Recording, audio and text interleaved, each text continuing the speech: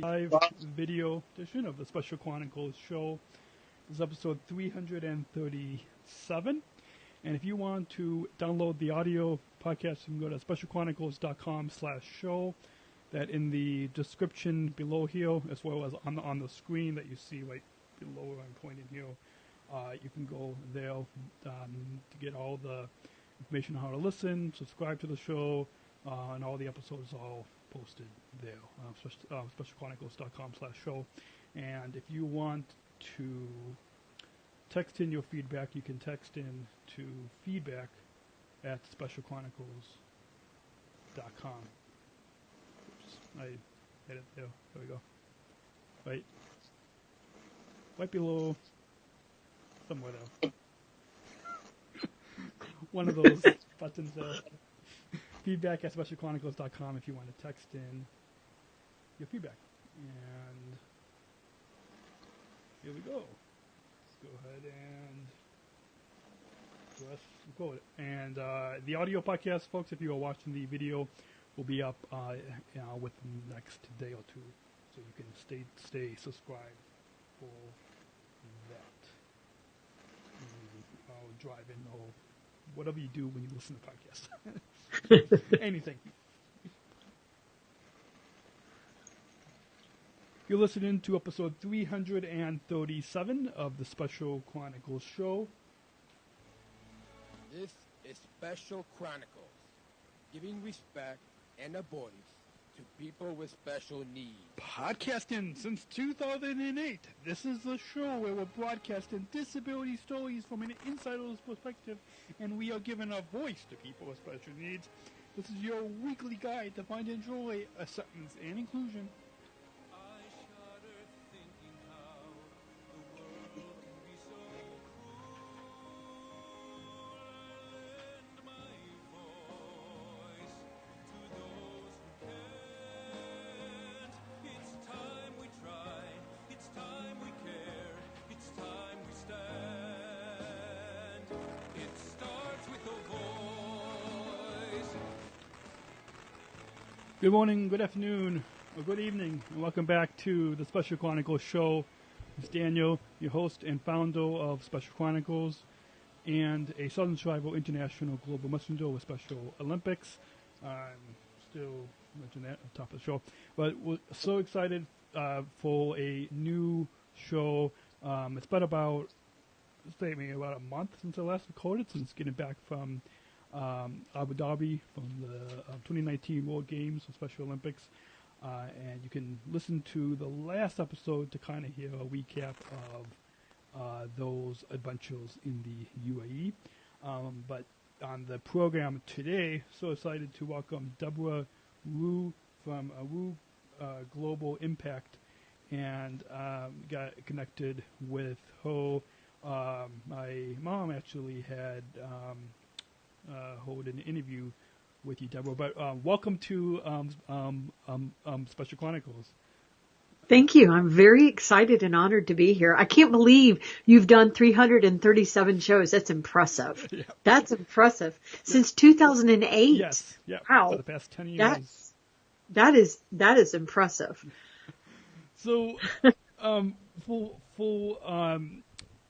any new listeners who may not, I'm sure some listeners may have heard of you or have listened to your show.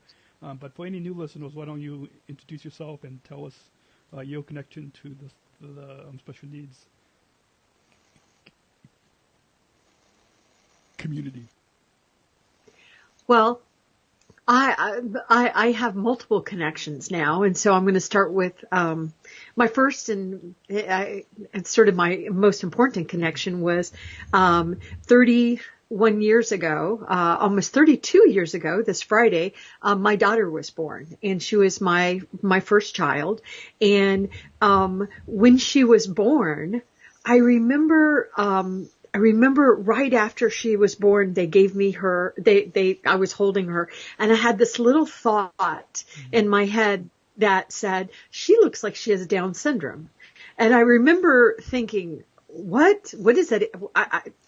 To be honest, I had never met anybody with Down syndrome at the time. So I thought it was a weird little thought, and I threw it out of my mind and took my baby home. And 4 months later, the doctors told us that she had Down syndrome, which is sort of unusual. Generally, they find out if a person has Down syndrome in vitro or certainly right at birth. And so I remember just trying to wrap my head around, what does this mean? I thought I had this daughter, and now my daughter has Down syndrome. What does that mean to my life, to her life? And so I joined the community that way. And my daughter has been a wonderful teacher to me. She has challenged me every single, positively, and in the biggest sense of that word, challenged me every second she's been born. She's been a great teacher to me. She has,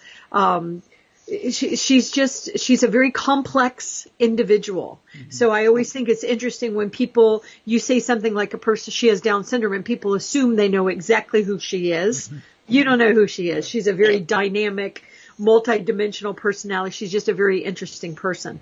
And she's been a really great teacher. So, but one thing that I did see right away was that people were telling me she had Down syndrome like this was a really great tragedy, and that our life was over as we knew it, and be careful not to be a burden to society. And it was those kind of dark messages, which I didn't understand because she looked perfect to me. Mm-hmm. And so I stopped listening to the experts, and I, just raised her and her brother like, she was just a regular human being, which she is.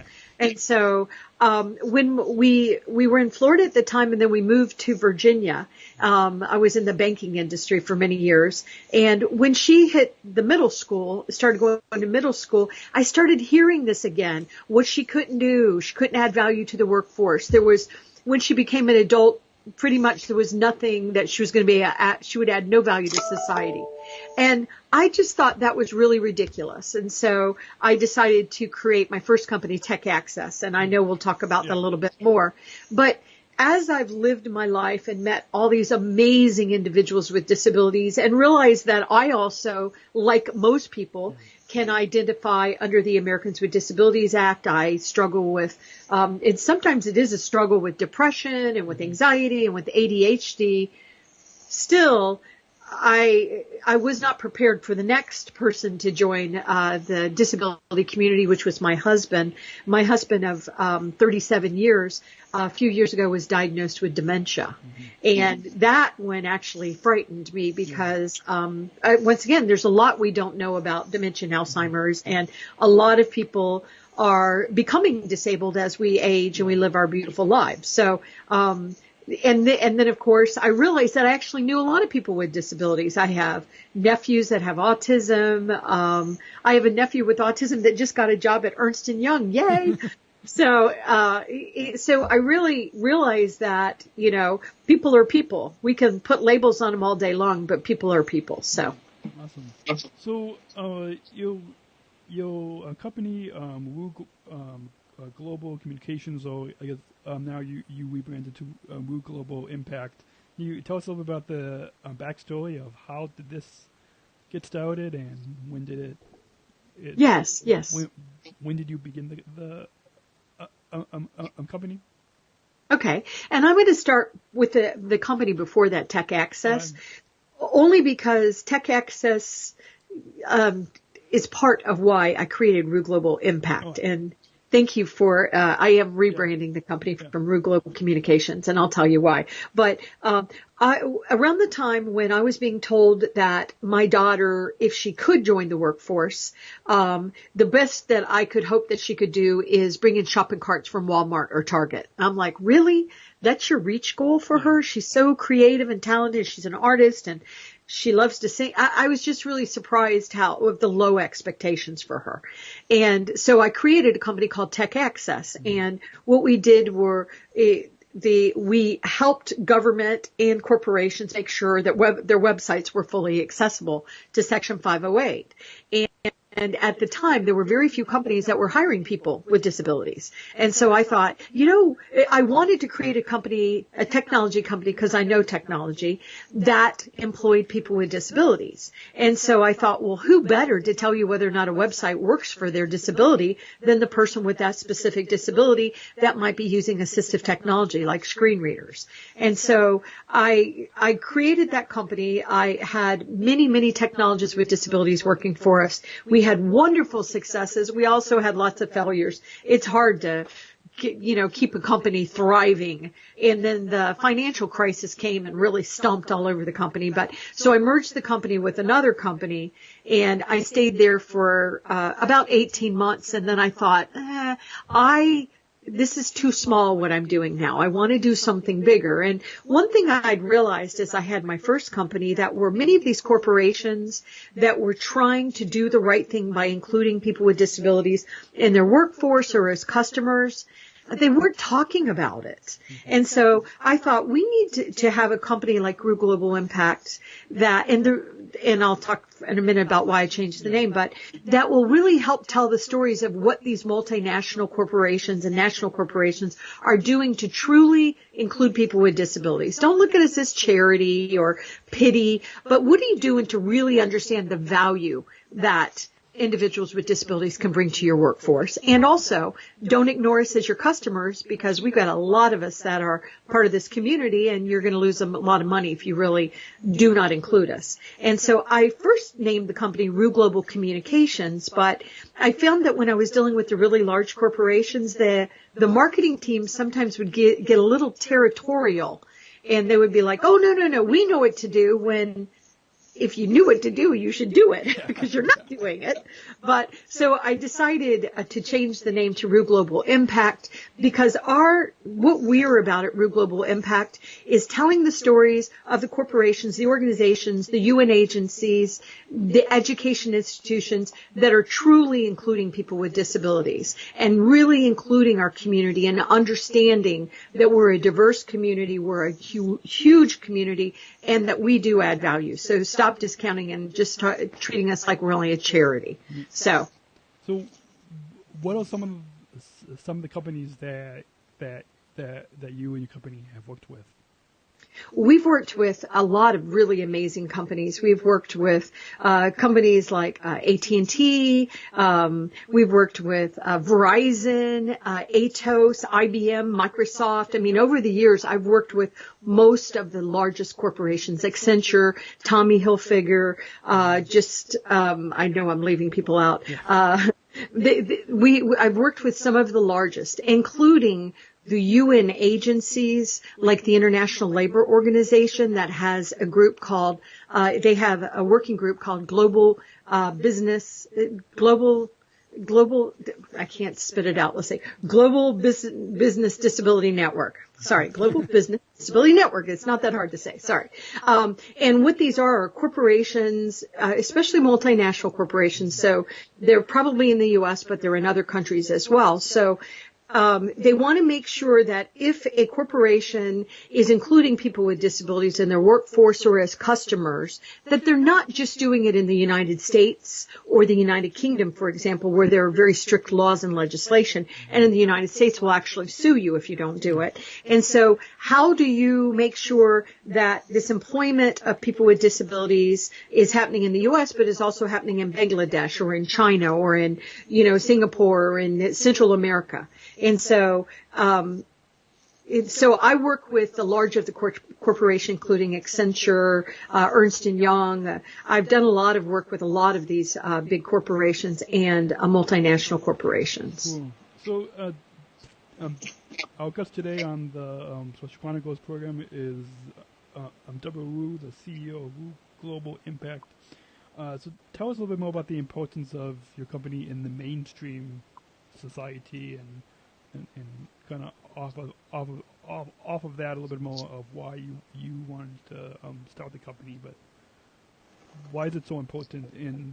It's definitely important in our disability community. But maybe talk a little bit more about why company is so important within the mainstream society.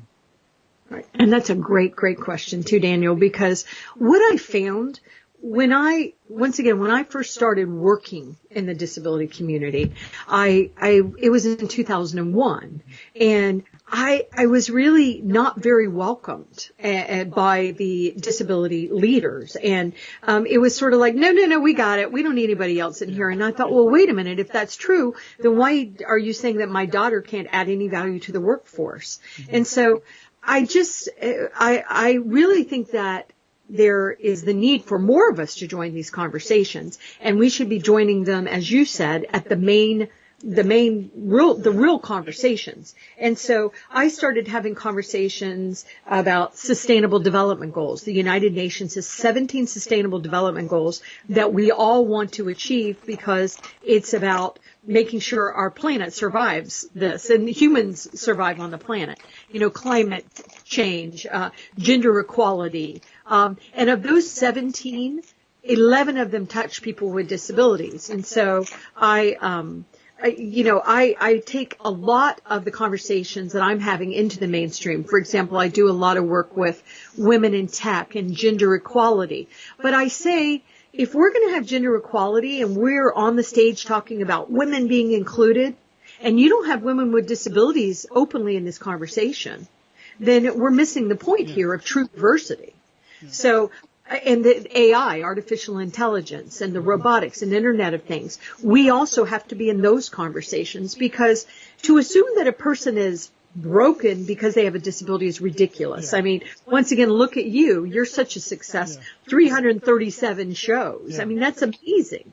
And so I spend a lot of time in the mainstream talking at the UN or the big level, like at the Valuable 500, where we're talking about disability inclusion on the World Economic Forum stage. And just making sure that I'm not just speaking for the community, but I'm opening the doors so the community can speak for themselves. How much more powerful to have you speak for yourself instead of me speak for you, which traditionally is what happens. And I think that's a big part of how we can have more inclusion within the mainstream society, because as you know, our disability community is the largest minority group, but usually the least seen and the least understood. So by having more of these conversations, like what you're doing with these companies, it can help to bring about more understanding and inclusion within the mainstream. Yes, very well said. Very well said. And what a lot of people don't realize, and probably your audience will know this, only less than 20%, I think it's 17, of people like my daughter are born with a disability. My daughter was born with an extra chromosome, and I think she's perfect the way she is. I had somebody ask me the other day if I had the choice of her not being born with Down syndrome, and I'm like, okay, I don't even want to have that conversation, because that is who my daughter is. And she's not broken to me. So, but society is still having some of these really ridiculous conversations.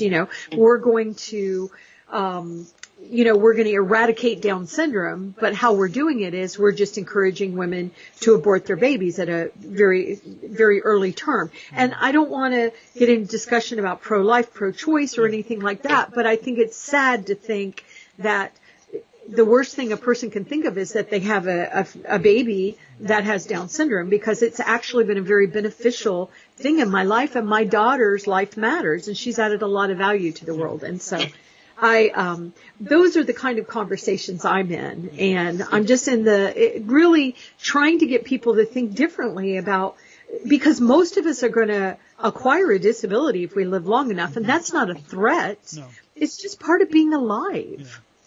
Yeah. I didn't plan for my husband to have dementia, but he had a traumatic brain injury when he was 11 years old. He got hit by a car. But his brain figured it out. He went on, lived a healthy life, blah, blah, blah. Now he has early onset dementia because maybe that's the walk his soul wanted to take. So it doesn't mean it's bad. It's just his walk. Yeah, absolutely. So we talked about inclusion within the mainstream community. But can you now talk a little bit about why is inclusion so important within the Special Olympics movement? One of the big campaigns going on now is the inclusion revolution and choosing to include, and like on this bracelet that I have, it says choose to include, and there's so much more inclusion now. But why is it so important within companies, within various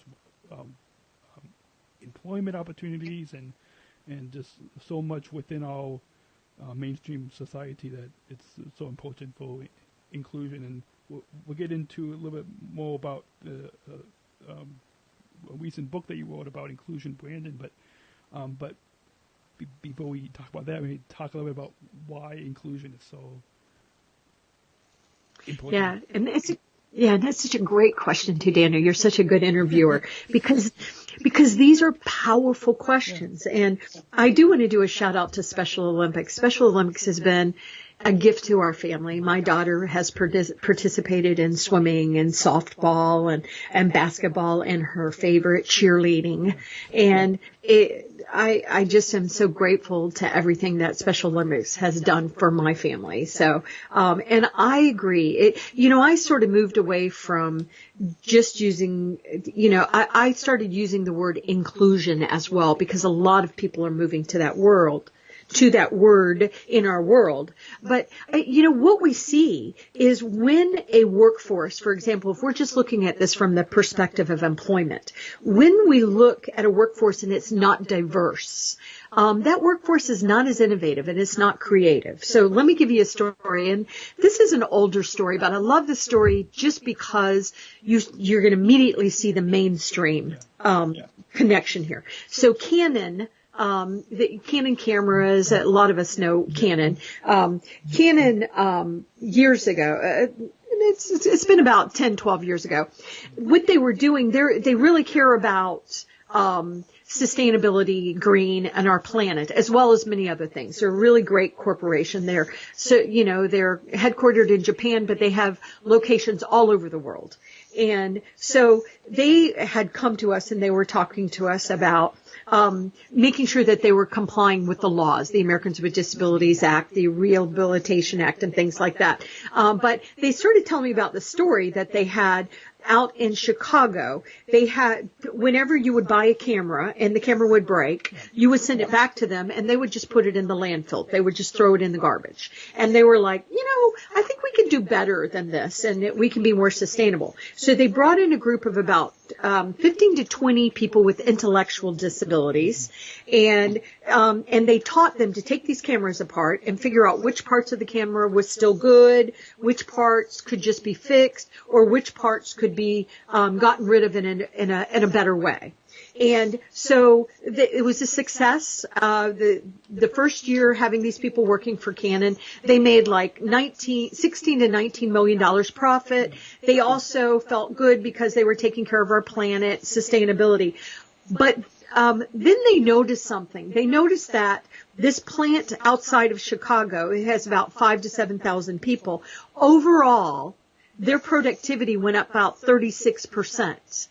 And Canon was fascinated. What is going on in this company, this one little part of our company, that would cause productivity to jump so much? And what it was these employees, the employees that didn't have disabilities, they were really proud to work with the people that had disabilities, to go to lunch with them, to get to know them, and it made them very proud. And when we're proud, we actually will be more productive. So that's one example. But another example is that if you hire somebody with a disability, the world is not made very well for people with disabilities right now. We're not doing as good a job with inclusion and accessibility. And so if you hire a person with a disability, you often are going to get a problem solver and an innovative thinker, only because you sort of have no choice if you're a person with disability. You're always trying to navigate an inaccessible world. And so we're finding that there is a lot of benefit to innovation and creativity when you include a more diverse population, that includes people with disabilities. And now what we have to do is we have to do a better job of really owning that we have a disability and not seeing it as a negative, which I know your show helps. And really owning, hey, I have a nephew that has autism and he's going to add great value, and Ernst & Young just hired him. So we need to tell more of the success stories like that. Absolutely. So on our guest today on the Special Chronicles program is Deborah Wu, the CEO of Wu Global Impact.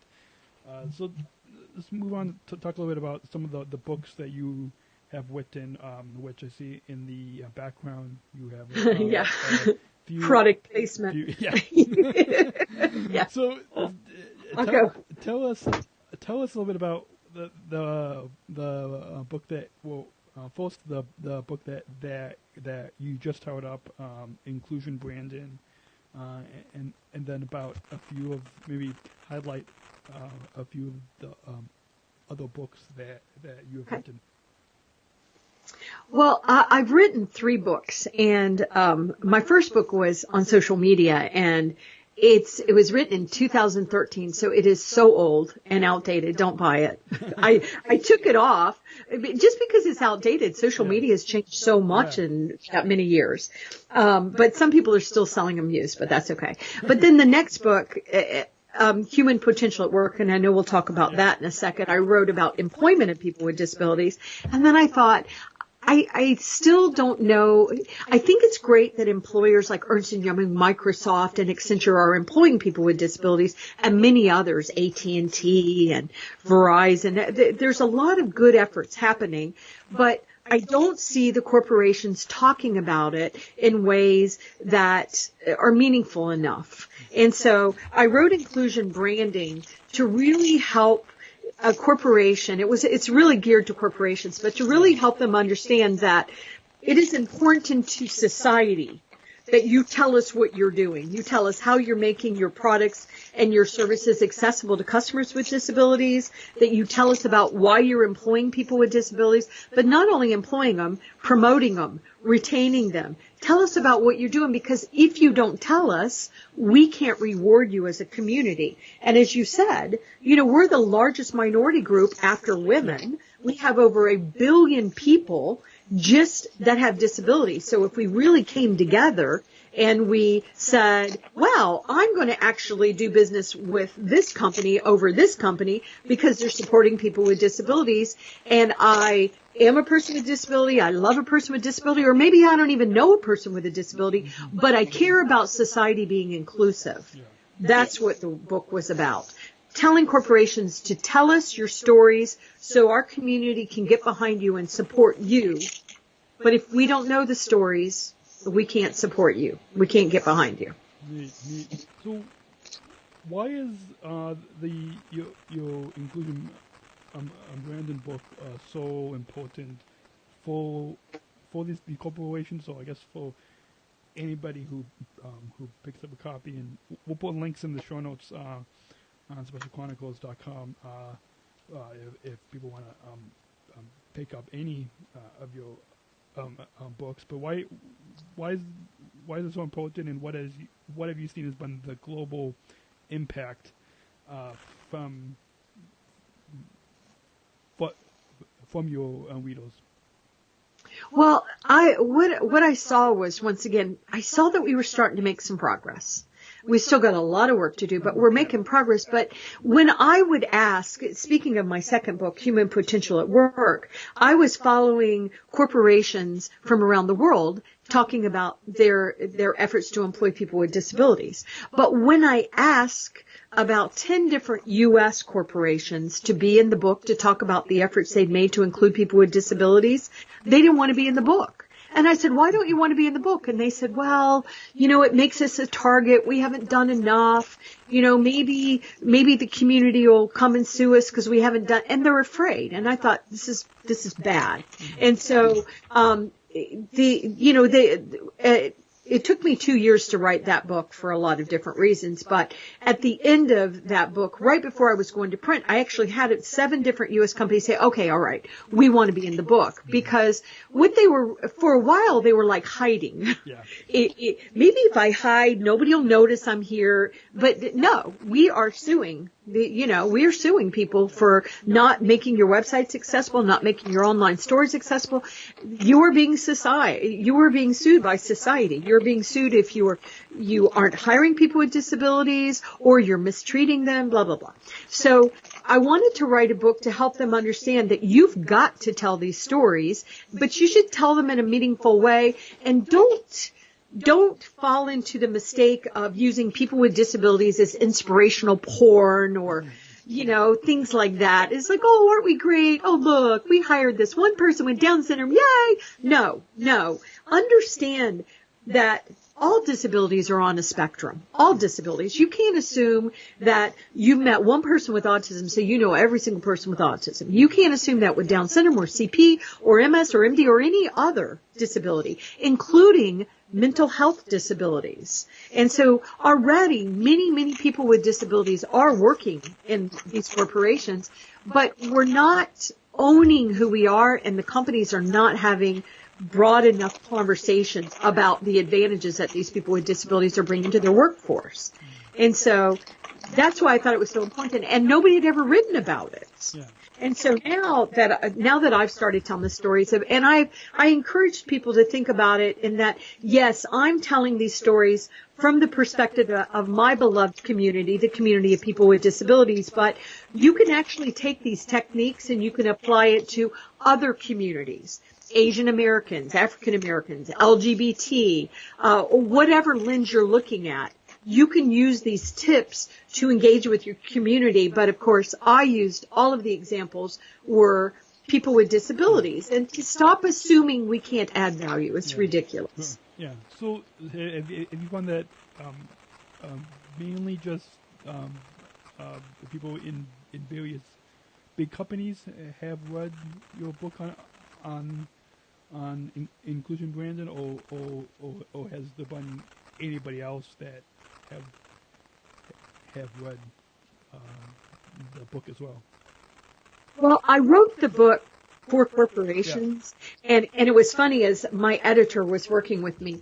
She kept scolding me because she's like, who are you talking to? Are you talking to corporations or are you talking to the community of people with disabilities? And I said, can't I talk to both? And she said, no, you have to have one audience. And so what I did was I spoke to corporations, but a lot of my readers are people with disabilities, family members with disabilities, providers, because what I'm telling corporations or what we're consistently telling corporations all over the world. So anybody that works or loves or is a person with a disability that wants to know more about inclusion, truly including us, I wanted the book to be for them, but I did stick to it's for corporation, but at the same time, I think a lot of the readers, it's been a really nice balance and mix of the people that are reading it. Because once again, Daniel, if you're a person with a disability and you're going to go look for a job, it's helpful to read some of these books because you hear what we're telling corporations to do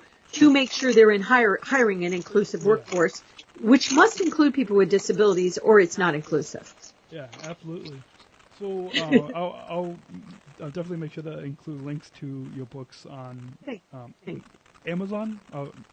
Yes, Amazon. Yeah, it's on Goodreads. You can find it everywhere, and it's been translated into Arabic. Speaking of the UAE that you just visited, and I've also visited the UAE and many Gulf countries, including the Kingdom of Saudi Arabia and Oman and Egypt and Turkey and many other countries. And you know what I find, Daniel, all over the world, people with disabilities want to be heard, want to be seen, want to be taken seriously, and parents of children with disabilities love their children, and they want them to have as full a life as they can have. So we're all so much more alike than we're not. Yeah, absolutely. So once again, our guest today on the Special Chronicles program is Deborah Wu, the CEO of Wu Global Impact, and we're going to go ahead and just take a short break just to thank our sponsors. And you've been listening to the Special Chronicles show be back after a few words from this episode is sponsored by the Johnny. This episode is sponsored by the Johnny and PJ Fortnell Foundation. We thank Johnny Fortnell and her family for the generous support of our mission at Special Chronicles. This episode is also sponsored by Goldman Sachs, a financial institution. We thank them for the generous support of our mission at Special Chronicles. This episode is also brought to you by listeners like you. Please join our supporters and help support us at Special Chronicles with your tax-free thankful donation today to help us continue our mission of giving respect and voice to people with special needs. Please go to specialchronicles.com/give. That's specialchronicles.com/give. And we thank you for your generous support of our mission at Special Chronicles. And Special Chronicles is proud to partner with the ComEd Energy Force Ambassador Program. The Energy Force is the country's first energy efficiency education program designed for and taught by people with disabilities. ComEd is powering lives and Rady is powering us here at Special Chronicles. Learn more at specialchronicles.com/ComEd. That's specialchronicles.com/ComEd. Thank ComEd for the generous support of Special Chronicles. We hope that you will join in the conversation and share your feedback with us. You can text in your comments to feedback@specialchronicles.com. Enter that address into your text-in messaging app where you normally put someone's phone number, but put in that address, feedback@specialchronicles.com, and your comments will appear instantly on the iPad in studio. And join the conversation on social media on Facebook, Instagram, and YouTube. You can tag us at Special Chronicles, at Special Chronicles on the Facebook, Instagram, and YouTube. And you can tweet us your comments with hashtag Special Chronicles and at Special C Podcast on Twitter. Remember, tweet us your comments with hashtag Special Chronicles. And please leave us your 5-star ratings and reviews on Apple Podcasts, Stitcher, TuneIn, Google Play, Facebook, and wherever you listen to your podcast. This episode is sponsored.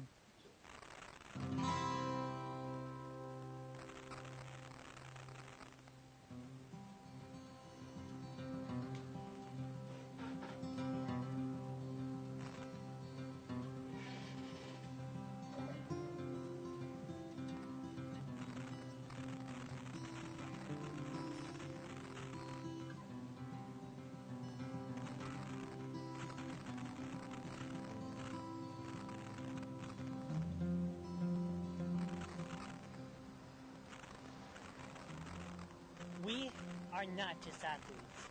We are ambassadors of the uprising, peaceful protesters. In a rebellion against anyone who has a fear of difference. Our demands are equality, dignity, and the recognition of our shared humanity. We will not stop or accept anything less. We are deserving when we compete. We are fighting for a more inclusive world. We are the champions on the field and for this cause. Today, our world is more divided than ever. And coming together has never been more urgent. The revolution is inclusion. The revolution is inclusion. The revolution is inclusion. And it's not optional. The only choice you need to make is how you will join it. Is how you will join it. Is how you will join it. Revolution is inclusion! You are the stars, and the world is watching you. By your presence, you send a message to every village, every city, every nation. A message of hope, a message of victory.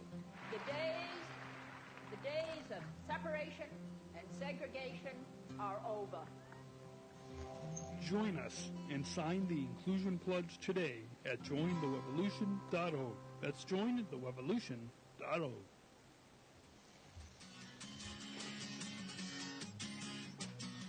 You're listening to the Special Chronicles podcast.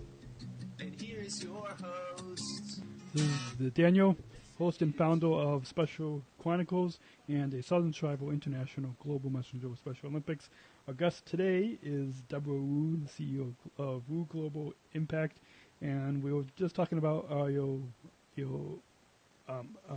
books, Deborah, and why inclusion is so important. And I think within that, I'd last PSA that people just heard on the inclusion revolution got another little glimpse on why inclusion is so important within our mainstream society. But now you hinted a little bit before about your the podcast show that you host, the Human Potential at Work, that I've also subscribed to on Apple Podcasts here on my iPhone, but people can listen to it on many different platforms where people find podcasts. You could just do a search for the Human Potential at Work, and definitely go check out your show.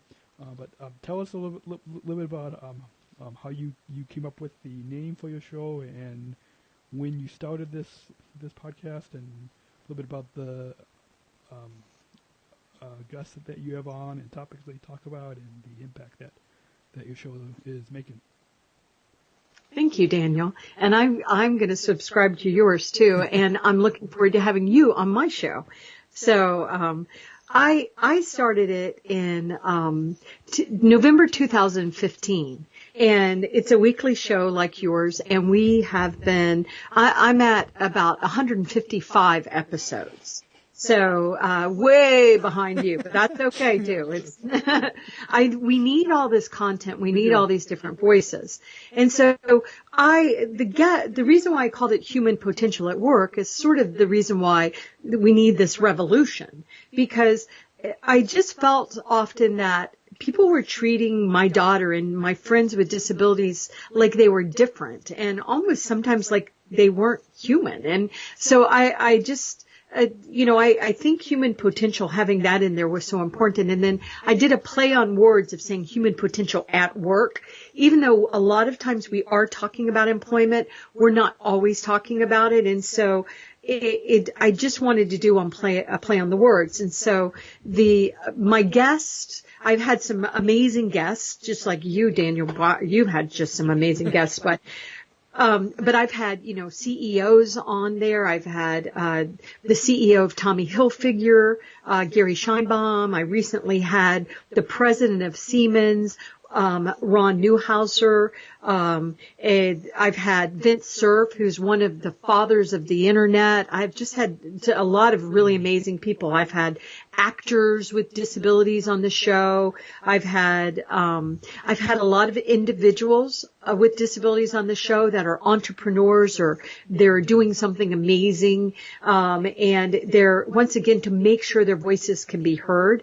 I try to balance it out. Sometimes we're just talking about straight business, and sometimes we're talking about, I had a gentleman on the show a couple of weeks ago, Brandon Farbestein, who is that show. Oh, he's amazing. Yeah. He's just amazing. I don't know where he gets the wisdom. He's got it 19. It's like, wow, I wish I knew that at 19. So I find that a lot of the younger people with disabilities are just owning who they are. And I just think that's just so powerful. And so that's what the show is about. And the show talks about when I was talking to Ron from Siemens, we were talking about unconscious bias, for example. And the danger of unconscious bias is that it's unconscious, and I don't know that maybe I have a bias against you because whatever reason, right?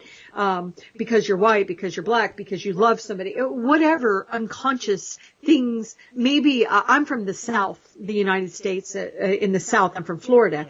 And a lot of times on shows, people will show Southerners with real slow, thick accents, and sort of implying that we're dumb, for example. Whereas you've got the Northern, stereotypes where everybody from New York is mean, which is ridiculous, right? So we have all these unconscious bias. Well, that is getting in the way of us employing people with disabilities and other talented individuals. And we're an aging society. So there are 2.9 billion people over the age of 55 all over the world now. And as we age, more of us acquire disabilities and join our community. And so the numbers are growing. They're not shrinking. And at the same time, as people are aging, we have, 72 million Americans over the age of 55 now that are baby boomers, and a lot of them are still in the workforce, but some are starting to retire. So we need more people in our workforce. So I did it for all those different reasons. But we also talk about artificial intelligence. You know, how is artificial intelligence, is it going to help our society, or is it going to hurt us? Is it going to take away jobs from people with disabilities? Oh, no, that's not good, when we already don't have enough jobs. So we're having a lot of these really, I think, interesting conversations. But I also recently, Daniel, started really focusing on different disability groups. Like I had NCIT, the organization that is it's part of RIT, Rochester Institute of Technology, and they're a school for people that are deaf and hard of hearing, and the talent that's coming out of these schools. But they're coming out and they're not getting jobs because employers don't understand how to hire somebody that's deaf. They just don't understand the nuances, and they think you got to hire 2 sign language interpreters along with them, which is ridiculous. So there's just a lot of barriers and artificial barriers put in place. And I've recently interviewed the CEO of the American Foundation for the Blind. And one thing I didn't know is that they certainly support and advocate for people that are blind and have vision loss, but they're also big supporters of people that are deaf and blind. And don't tell me a person that's deaf and blind can't add value to society. We've all heard about Helen Keller. It's ridiculous. Anybody can add value if we get out of their way and society doesn't disable them. Society's disabling people. People are not broken, so we go into a lot of very interesting mainstream conversations, and I also use it as a venue to let corporations tell the community what they're doing, but I use it as a way to educate corporations, too, about the value that people with disabilities bring to the table, and I'm eager to tell the corporations I work with about your show, Daniel, because they need to know. And you think, well, gosh, you've been around since 2008. Everybody knows about you. But still, and I love the sponsors that are supporting you. Good for Goldman for doing this. So, so we probably cover some of the same themes, but these themes need to be covered again and again and again and again and again. That's how society learns. Yeah, absolutely. And so what's been the impact that you have heard from listeners and viewers? You also stream your show on Facebook Live, right? I believe, as well as on Apple Podcasts and Stitcher, Google Play, and all those different platforms. There's too many to name. But, there are. But I guess that's a good thing. There's tons of choices for people to choose how to listen to shows. But what have you heard from your audience from who have listened to your show? Well, they're inspired, which is good. But because we love to inspire each other, but I want you to take that inspiration and then put it into action. Yeah. And so I think what the biggest compliments I hear are that we are giving them real good examples of how they can actually do this. Mm-hmm. Because I was speaking at a conference the other day, and there was a woman that spoke before me, and she was amazing. And she was a woman that lost her sight when she was 12, and she's just an amazing person. And after she finished, and then I spoke about what I was doing, I could see the audience or feel the audience sort of translating, okay, we think this lady's amazing, meaning the other speaker, amazing, she's brilliant, I'm inspired by her, wow, that's amazing, but I don't think they knew how to translate that back to the jobs that they do every day. And so what I try to do is help them translate it back. How could you help, for example, this woman that's so talented? Well, you could support her with her work. She's part of a university. She's doing artificial intelligence and wayfinding services. You could bring her in to speak. You could, there's a lot of ways that you could help, but I find that there's some interpretation problems. How can I help? How can I help turn up the volume? And so a lot of my work on my shows and my books and my speeches and stuff are trying to help the people that are in the corporations understand what can they do? What do they have to do? Because a lot of them are still afraid of what they don't know.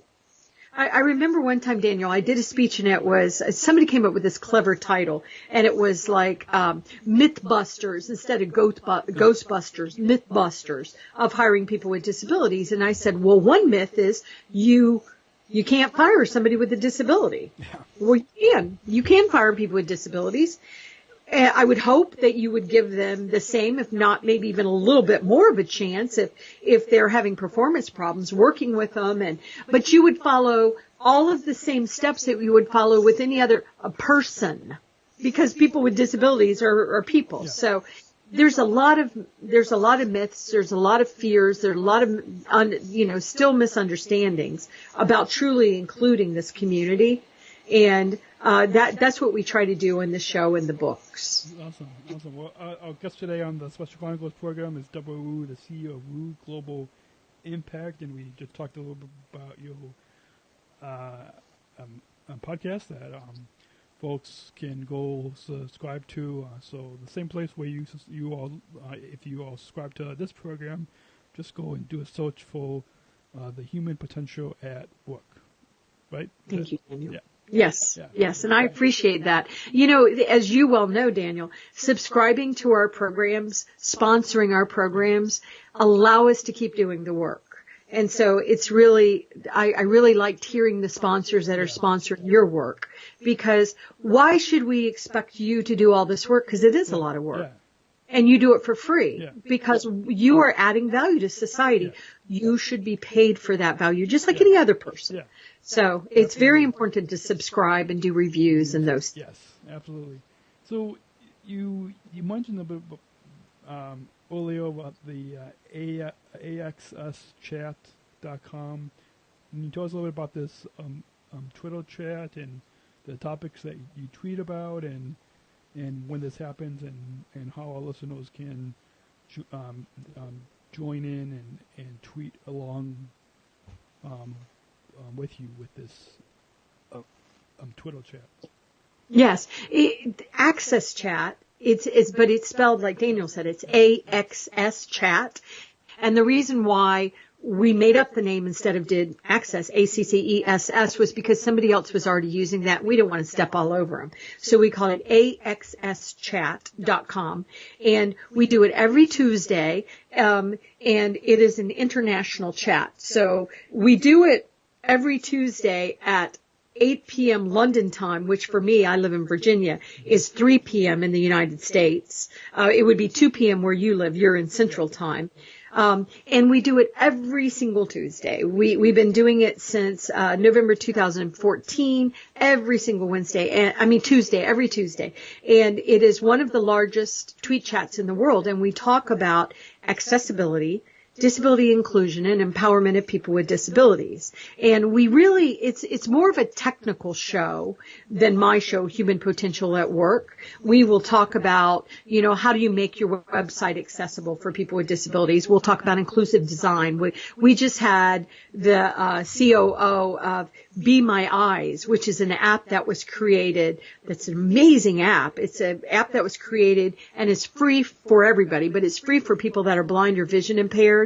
And then you have 2 million volunteers behind it. And if you are, you're trying to figure out how to adjust a temperature in your hotel room, you can hit this app and they will connect you with somebody that speaks the same language as you, and they will walk through using your video camera, to help you. Or maybe you want to make sure that your outfit is matching because you're blind and you can't see if you're wearing green or blue, or maybe you want help with a million ways that they're doing it. And it's an excellent example of how technology can enable us, But at the same time, if you're creating technology and it's not accessible, then you once again are excluding many people with disabilities. So we talk a lot about that, and there's a very large community. We have people that come on Twitter every single week. They're there, and we do an interview of the guest, and then we come up with 6 questions, and then we present it the day on Tuesday on Access Chat, and everybody answers the questions or comments and goes back and forth, and it's really intense. We get between 7,000 and 10,000 tweets in an hour. It's like drinking out of the fire hose, but people are really interested in these topics now, and I like that we're doing it from a global perspective, because sometimes people have a tendency to think only from their city, for only their locality, maybe from their state. But we've got to think about these things locally, from the state level, nationally, and globally. Otherwise, our brothers and sisters with disabilities in other countries, and it's really bad, they don't have the same rights that we do here in the United States.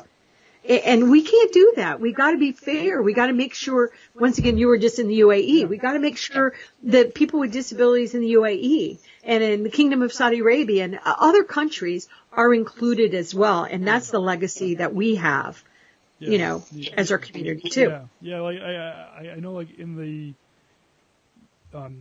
UAE just last month at the Mode Games, they had the most amount of women competing at those games, and I think it made a pretty big impact for that region of the world. So like I think there was like 40% of women that were competing at those games.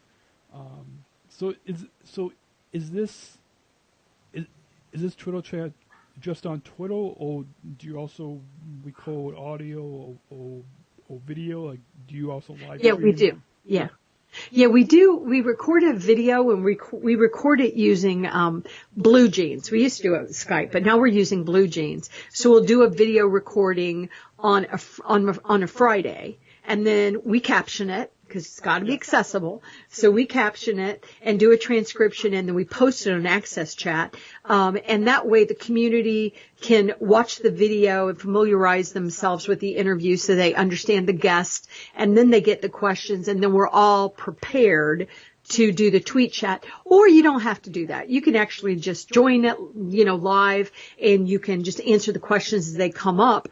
Or you can just watch. I think, that's one thing with Twitter, which is appropriate, but if you don't like or retweet or comment or post, we can't count you, which is fine. The numbers are still staggering. We know that a lot of people watch the Access Chat and don't always participate.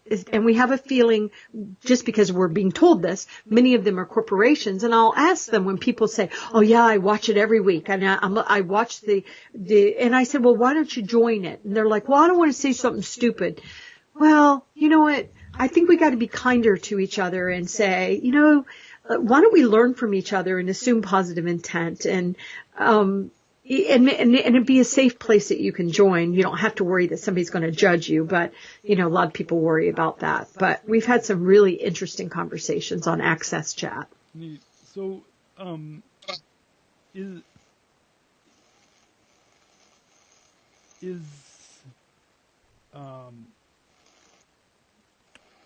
just had a question that just, I get it. I'm over a certain age now. That happens to me a lot, Daniel. Yeah.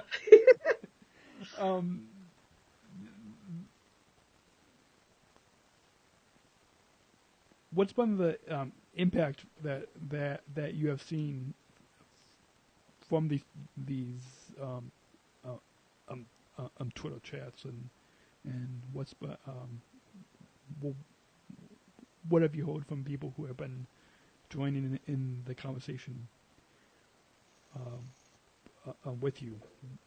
You guys have been doing this. Well, I think the biggest impact that we've had is that we truly are showing that we are a community, and that we're a community that talks and listens. And so a lot of people, they want to know what's going on with technology and what's going on with corporations with accessibility and inclusive design and things like that. But one thing I think that has been the most delicious surprise is that the friendships that people have made over Twitter, they've taken it from Twitter and they've taken it offline and they've become really good friends, via Skype and other things. And so, it's allowed us to really showcase, the hot buttons that are happening. Yeah. We've had actors with disabilities on before that really started taking off. We, interviewed like Kurt Yeager and, the biotic woman, Angel, and I'm gonna forget her last name, but, she's so talented. And so it feels, and also what we're seeing, same thing with you, Daniel, you're seeing others join the water. Yeah. But if you hadn't have started your podcast about these issues, maybe the rest of us would have been scared to come in, right? And so we're seeing a lot of other chats pop up that are talking about, dyslexia or CP or, neurodiversity. So it's interesting. It almost feels like, it's not almost, it feels like this community is really finding its voice and really trying to understand once again, it's great for somebody like me with non-apparent disability to talk about people with disabilities, but how so much powerful can it be if we also have you, Daniel, talking and people are owning who they are. There's this young lady named Molly who's deafblind that she's so talented and we wouldn't have known about her. So now she's getting invited to speak all over the world because people are learning about who is doing what in this field globally to have impact. And that's exciting. That part's very exciting. Yeah, and it's neat that we also within like TV there's been more like on the show I'm Speechless on ABC and the show Born This Way on A&E and like those. Love that one. So can we comment on those shows on Speechless and Born This Way and well, and my newest favorite special on Netflix, which is, wow, this man with CP is so talented. Now it's a racy show. It's about a man that is gay and has CP. And what's interesting and funny to me, he's a comedian, is he comes out about being gay, but he's hiding that he has a disability. That's what he's hiding. So that is so important. So, and it's so funny and it's so interesting and to watch him, as he has these sometimes hard conversations with his mother. Because, as parents of, people with disabilities, sometimes we're the biggest problems, right? I remember a show years ago, The Other Sister, and they said, she has a disability, but if she can survive her mother, so the more we do shows like Speechless and Born This Way, and there's so many wonderful shows right now, really having characters that have disabilities exploring the nuances and the layers of what it means. And this is how society learns. Absolutely. So it's really exciting to see it happen. And I know that actors are actors and they want to play their reach, and people without disabilities want to play roles with people with disabilities. And sometimes I think that's okay, but the more I see actors with disabilities being included in these roles, the more society can start changing their minds. And there have been so many shows that included people with disabilities, and sometimes we didn't even realize. There was this one that I'm going to forget the name of it now, but it was this great show. It's sometimes a little raunchy, but it was about these doctors in California that were plastic surgeons. I'm totally going to forget the name of it, but I loved the storylines. They had so many storylines about people with disabilities. And there was one that I remember, and this ain't going to be a big surprise, but there was one storyline that they had about this man with Down syndrome came to them, and he said, I want you to make me look like my brothers. Yeah. He had two brothers that didn't have that extra chromosome. And so I thought, oh, wow, what are they going to do with this storyline? And, they had all these other storylines going on. This one's sleeping with that one, blah, blah, blah. But they handled it so beautifully. In the end, they helped together. They all helped this man with Down syndrome understand that he was really perfect the way he was. And he already did look like his brothers, and he did not have to have cosmetic surgery to belong. And so for years we've seen shows starting to address this. But the way it's being addressed now, including, I know Michael J. Fox, most of us are big fans of his, playing a jerk, being a jerk lawyer. Because guess what? People with disabilities sometimes are jerks, and sometimes they're kind, and sometimes they're mean, and sometimes they're wonderful, and they're people. Ooh, I'm talking with my hand. So I think we learn so much from shows like this and from media and, Speechless. And it's exciting to watch people with disabilities really start to own who they are. And I'm noticing with the younger people are like owning this. And it's like, no, I want to call myself a Crip. I can call myself what I want. Yeah. And I'm sort of shocked sometimes because I'm an older generation and we didn't use those words. I don't want you to call me a Crip. Yeah. And don't you call me the R word or anything else. But when the individual with a disability chooses to express themselves that way, I think it's their right. Neat. Well, our guest today on the Special Chronicles program is Deborah Wu, the CEO of Wu Global Impact. You, in addition to being an author and a podcaster with your show, you're also a keynote speaker. Can you finally tell us a little bit about some of the groups that you have spoken to and some of the topics that you talk about and where you have spoken? Yeah, thank you. I do a lot of speeches for corporations, helping them understand the value of including people with disabilities. And I remember one time I was on stage in Chicago and we were talking about disability employment, and somebody in the audience said, well, how do I start? And one of the panelists, I was the keynote and then I was on a panel, and the panelist said, just go hire somebody with a disability. And I was like, okay, wisdom there, but you're a gigantic corporation, so you need a plan. And if you're only going to hire one person with a disability, that's an awful lot of pressure on that one person with a disability, carrying the backs of the billion people with disabilities. So have a plan and work the plan.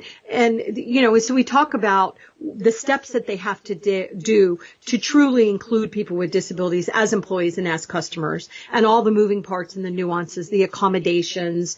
Is your website accessible?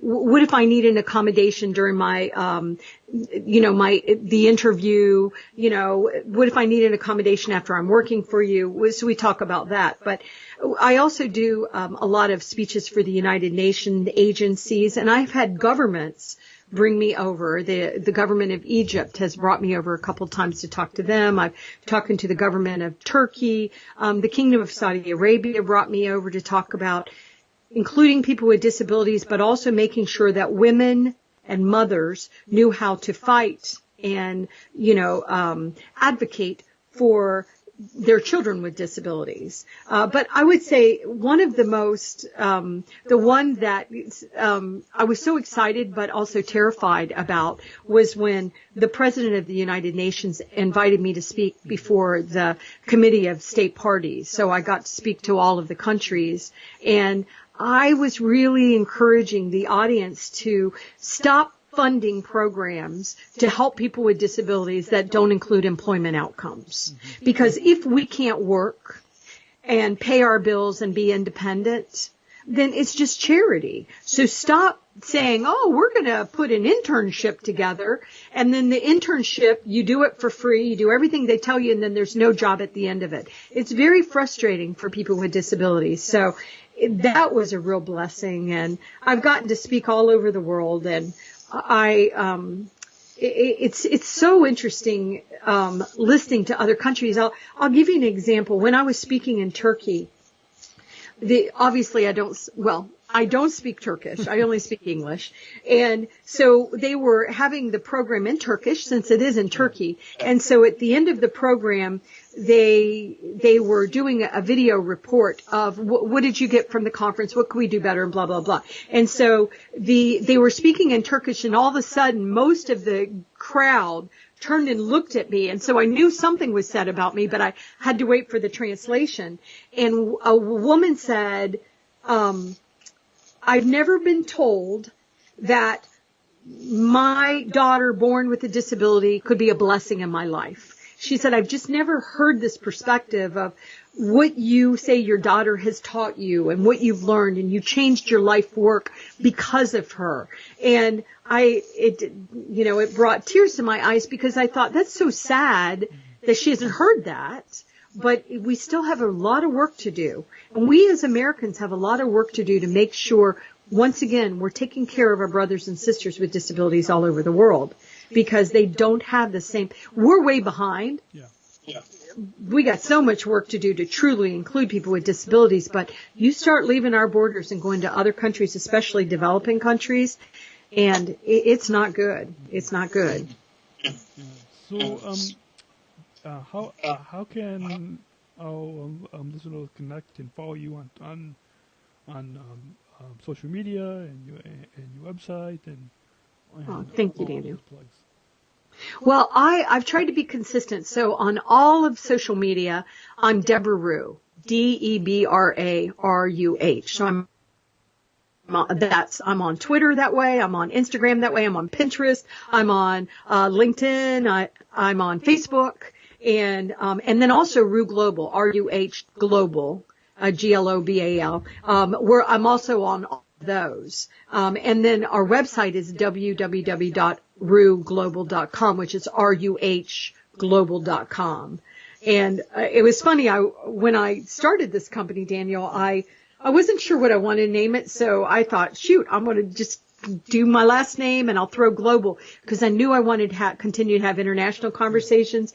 And then it sort of took off from there. So now it's Ruh Global Impact. I love hearing you say it, because it's sort of it. And we do a lot of market campaigns. Yeah. So if corporations are doing really important work, we'll help them turn up the volume through our social media services. And we'll really go out there and we'll talk for them. We'll interview them. We'll bring them into podcasts. We'll introduce them to people like you, Daniel, so they can tell their stories, because we are a very loyal community. If you tell us that you're including us, we will change our buying relationships. And I'll give you an example.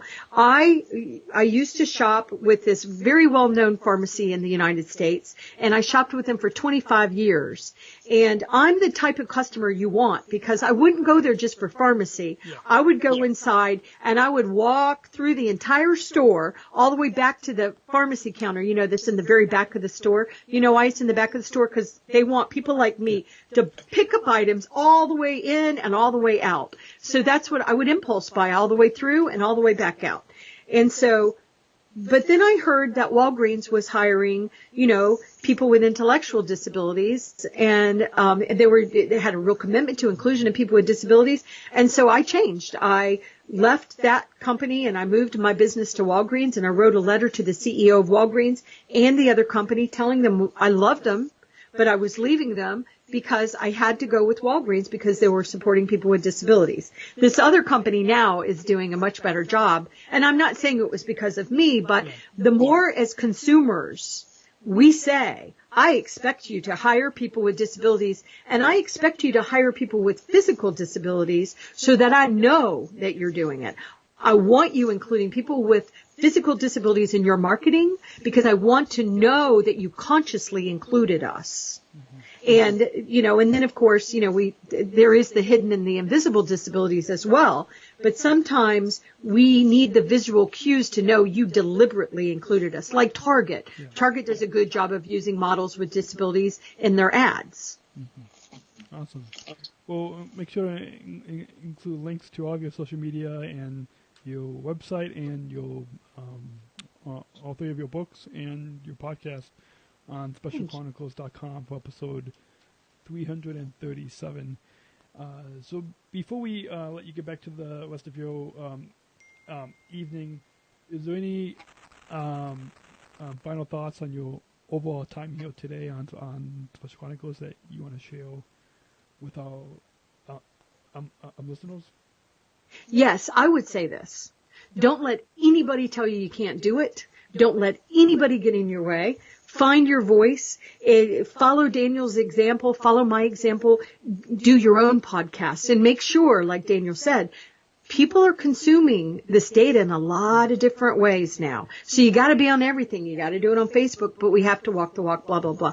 If you are talking about disability inclusion, you got to make sure it's inclusive and it's accessible. So, but I would just say, don't let anybody tell you, oh no, the world doesn't work like that this way. It works this way. Because by the way, we are totally disrupting everything.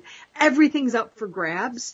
There is no reason why you can't be whoever you want to be. Don't let anybody get in your way. And find the leaders like you, Daniel, like me, that are out there doing the good work, and make sure that your voice is heard. I just think that's so important. And don't let anybody tell you, you're too young. You're young and you have a disability. Go sit down and be quiet. No, stop it. Yeah.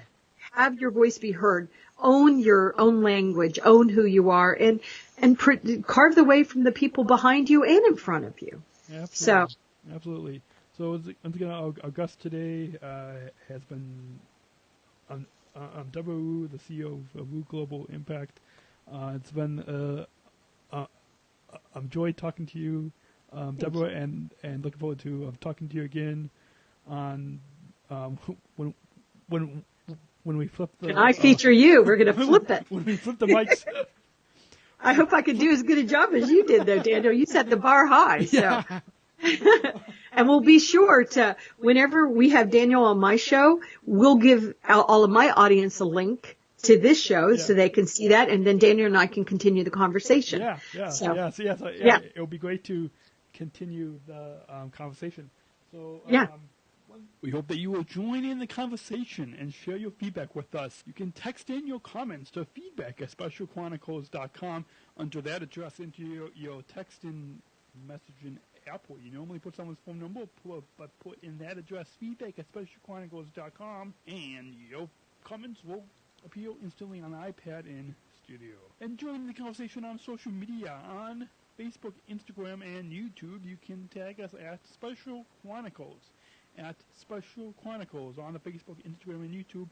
And you can tweet us your comments with hashtag Special Chronicles and at Special C Podcast on Twitter. Remember, tweet us your comments with hashtag Special Chronicles. And please leave us your 5-star ratings and reviews on Apple Podcasts, Stitcher, TuneIn, Google Play, Facebook, and wherever you listen to your podcast. And once again, thank you again, Deborah, for coming on the show, and look forward to talking to you again when we flip those mics on. That's right. And Daniel, thank you for your leadership. We really appreciate it. Are we off air? Remember, choose to include Special Chronicles, giving respect and a voice to people with special needs. And now off it. Oh, wait. All right.